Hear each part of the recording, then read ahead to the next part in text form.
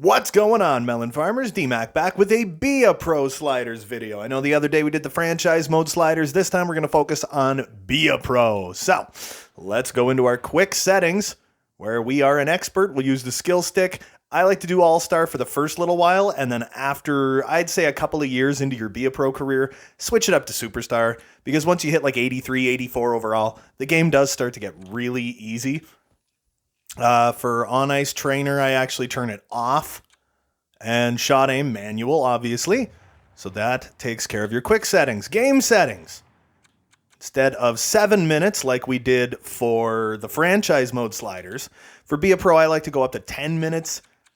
Shootout camera, all this stuff, still keep it the same. The line changes, that'll be automatic because it's Be a Pro, not franchise mode. But I do like to have my period length at about 10 minutes. It kind of brings down the length of the game so you're not there playing every game for like 45 minutes. You know what I mean? But that takes care of those. Going to the rules. The rules should be pretty much good. Except penalty time scaling, I'd put that up to 3. Coincidental penalty time scaling, I'd put that up to 3. So the power plays a little bit longer on Be a Pro because Be a Pro and franchise mode are quite different. So here we go. To the main event. This could be a very quick video. I just realized I'm kind of blowing through this. For the attribute effects on Be a Pro, especially when you're first starting out, I would actually put it at 6 out of 10. Any higher than that, and the fact that you're slow and you have no puck control and all your attributes are really low. As soon as you hit like 7 or higher, that's really going to show. So I would leave it down at like 6. Broken stick frequency, put it down from 33, which is the standard, down to about 27. So you break your stick a little less frequently. Game speed, I would still keep it down at 2 out of 6 instead of 3 out of 6, simply because it gives you that extra couple of seconds to make decisions or maybe avoid hits or put yourself into better situations to not take hits. Fatigue effect, we'll leave that at 75. It was naturally at 70, but I like it at about 75. You get tired a little bit faster. Fatigue recovery starts at, I believe it's 33. It's either 33 or 35, but I think it's 33. And yes, put it down to 29. Takes longer to recover. Now for Be a Pro injury occurrence, I would put that down to 40 instead of 50. And if you are the type of person that wants to play with the game speed normal at 3, which is pretty damn fast, I would even put it down lower than that. But in my opinion, if it doesn't slow the game down that much, put it at 2 out of 6 and just drop the injury occurrence to about 40 out of 100 instead of 50. For skating, I like the skating. The skating's fine. The shooting, I would actually leave this at the default, which is 50 for one-timer, 45 for shot accuracy, slap shot accuracy at 40. I would actually put that back to the default. The default's actually pretty decent in Be a Pro. For passing, that's fine. For puck control, that's fine. For goaltenders, yes, goalie cover frequency is naturally at, I believe it's 45. I would actually put it up to something like 65. And I would put the goalie save reaction times, and I mean all of them, at 52. So they are good. They should have good save percentages, but they're not going to be like unbeatable when you're 71 overall or something, right? In checking, take the aggression and put it back up to 50. I put it down to 48 in franchise mode. I'd actually leave it at the default 50 in Be a Pro. Now for penalties, honestly, I would just take all of the human penalties and I would put them down by like 2, except elbowing. I'd put that down by like 5. I hate the elbowing penalty in these games because you can't control it.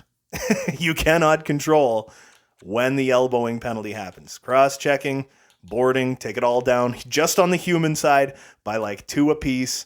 Delay a game. Well, that one's kind of on you.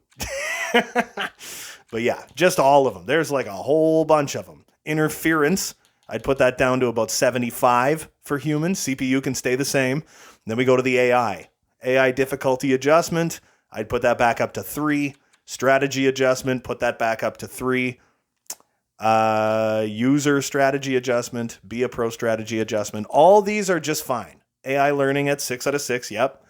And that is pretty much it. The defaults for Be a Pro, are a lot better than the defaults for franchise mode. That's the thing. I like to tweak just little things, right? Like the broken stick frequency, attribute effects slightly. But yes, once you get up to like 80 overall, 81 overall, take your attribute effects and start moving them up. Move it up to 7. Once you're like 85 overall, 86 overall, move it up to 8. Once you're in like the high 80s, low 90s, up to 9 or 10.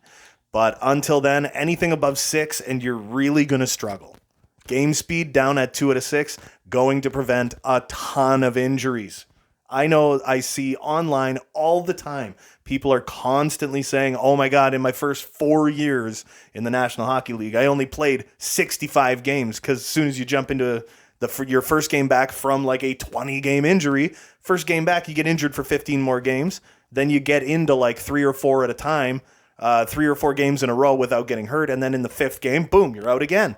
And you're out for the rest of the season. You played like 16 games in your rookie year. You played 20 games in your second, and it's like, yeah, it's because the game's too fast. You're not reacting fast enough to avoid these hits, to get yourself into a better place, to not take hits. Put that game speed down by that little tiny bit, and I promise you, you will be injured less.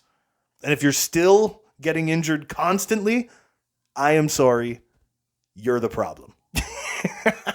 Anyway, that takes care of the Be a Pro sliders. This was a nice quick one because Be a Pro, honestly, I think the sliders work a lot better for Be a Pro. With franchise mode, I find you really have to change a lot. You have to change almost every single slider in one way or another, except for like passing and stuff like skating and passing you can basically leave alone. But other than that, you got to change like almost every attribute or slider. And with Be a Pro, it's all relatively good. Just, I would do the attribute effects as you go through your career, slowly put up the attribute effects. So once you are like 91 overall or something, you could be playing at 10 out of 10. And then your like 91 overallness is really going to shine through, and it's not going to hurt you at all. Once you get up past like into the 80s and stuff, switch it from all-star difficulty to superstar difficulty, so you're not just running through the league, getting 90 goals and 200 points a year, and it's just ridiculous. You know what I mean? Breaking every Gretzky record, and you're only like a medium elite 90 overall player. That's no fun. In my opinion, it really takes away from the game. So as you progress, as you get better, make the sliders more difficult. Make the CPU harder to play against. You're still going to put up lots of points, but it's not going to be easy. Anyway, that is going to do it for me for this one. Don't forget to hit like and subscribe if you haven't already. There's new videos coming all the frickin' time. And until next time, you beautiful melon farmers, have a good one.